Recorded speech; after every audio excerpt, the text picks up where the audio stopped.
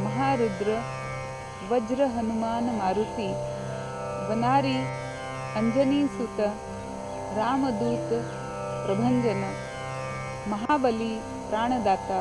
भारत में गुरु शिष्य परंपरा का बहुत महत्व है। इसी तरह से भगवान और भक्त की परंपरा का भी बहुत ही अधिक महत्व है कि जब भरी राज्यसभा में उन्हें जानकी जी ने मोती भेंट किए, मोतियों का हार भेंट किया, तो हनुमान जी ने पूछा कि क्या इन मोतियों में राम बसते हैं? और जब उत्तर मिला मोतियों में राम कहाँ से आएंगे, क्या तुम्हारे हृदय में राम बसते हैं? तो कहते हैं कि हनुमान जी ने अपना सीना चीर करके, अपनी छाती चीर करके दिखा दिया कि वहाँ पर राम लक्ष्मण जानकी विराजमान थे। तो ऐसी भक्तों की कथा जो हमारे देश में हमारी संस्कृति का एक अभिन्न हिस्सा है। नासिक के पास एक बहुत ऊंचा पर्वत है जिसका नाम है अंजनेर। ये माना जाता है कि यहीं से अंजनी नदी की उत्पत्ति होती है और ये माना जाता है कि इसी पर्वत के बिल्कुल ऊंचे शिखर पर जहाँ अंजनी का उगम है, वहीं पर अंजनी ने अपने पुत्र हनुमान को जन्म दिया।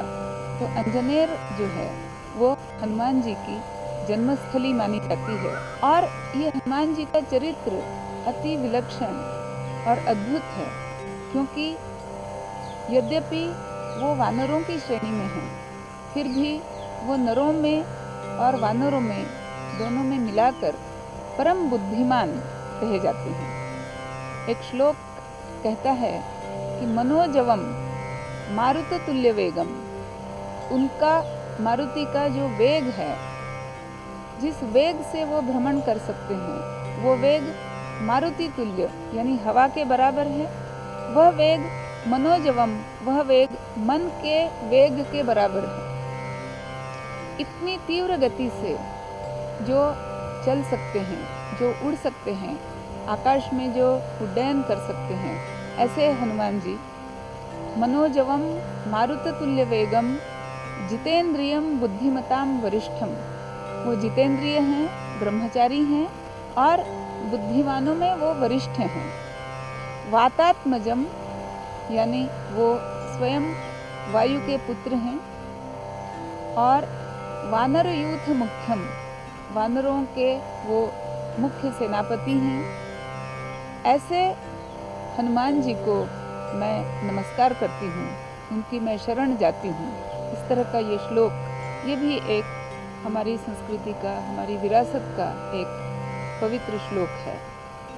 और ये कहा जाता है कथा में कि हनुमान जी जो कि स्वयं रुद्र के अवतार थे और बचपन में अतिशय उनके पास केवल वेग था, गति थी, ऐसी बात नहीं है, उनके पास शक्ति भी थी, उनके पास बुद्धि भी थी। बिल्कुल बाल अवस्था में उन्होंने सूर्य को एक लाल विशाल फल समझ करके उसको खाने का, निगलने का प्रयास किया और बहुत तीव्र गति से उड्डान करते हुए सूर्य तक पहुंच गए और सूर्य को लीलने लगे।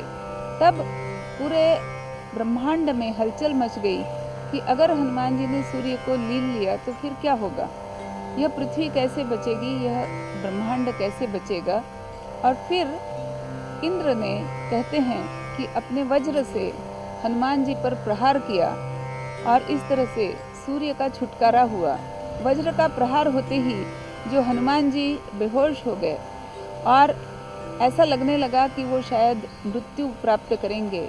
लेकिन तभी वायु ने इंद्र को धमकी दी कि इंद्र, तुमने मेरे पुत्र को मार करके अच्छा नहीं किया और अगर यह मृत हो गया तो मैं अपनी गति को अवरुद्ध कर दूंगा। और जिस ब्रह्मांड को बचाने के लिए और सूर्य को हनुमान के मुख से छुड़ाने के लिए तुमने वज्र का प्रयोग किया, तो उस ब्रह्मांड की गतिविधि को तो मैं ही अपनी गतिविधि रोक करके मैं ही इसको रोक दूंगा। तब सभी देवताओं ने हनुमान जी को यह वरदान दिया कि वे न केवल वे जीवित हो जाएंगे बल्कि वे चिरंजीवी रहेंगे। और जहाँ पर इंद्र ने उनकी ठुड्डी पर जो अपने वज्र का प्रहार किया, जिसकी वजह से वहाँ एक गड्ढा हो गया, जिसके कारण उनका नाम पड़ा हनुमान।